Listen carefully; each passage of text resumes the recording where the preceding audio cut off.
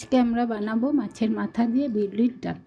ডাল করার জন্য মাছের মাথাটাকে ভালো করে ধুয়ে হলুদ লবণ মাখিয়ে ভেজে নামিয়ে নেব।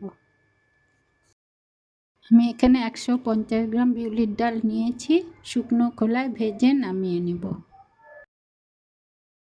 ডালটাকে নামিয়ে ভালো করে কচলে কচলে পরিষ্কার জল দিয়ে ধুয়ে নেব। এবার ধুয়ে রাখা ডাল প্রেসার কুকারে দিয়ে 4টা কাঁচা লঙ্কা, লবণ, পরিমাণ মতো জল দিয়ে 2টো সিটি দিয়ে নেব।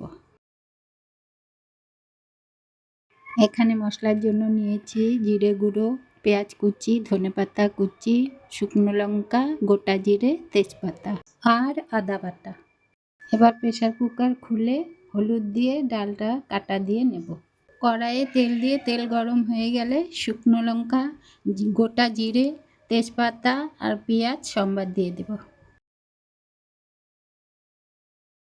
সব কিছু ভাজা হয়ে গেলে ডালটা ঢেলে দিয়ে আদা বাটা, জিরে গুঁড়ো দিয়ে কিছুক্ষণ ফুটিয়ে নেব। এবার ভেজে রাখা মাছের মাথাটাকে সামান্য ম্যাশ করে ডালে দিয়ে একটু চিনি দিয়ে একটু ফুটিয়ে নেব। এবার ধনেপাতা কুচি ছড়িয়ে নামিয়ে নিলেই রেডি আমাদের মাছের মাথা দিয়ে বিউলির ডাল।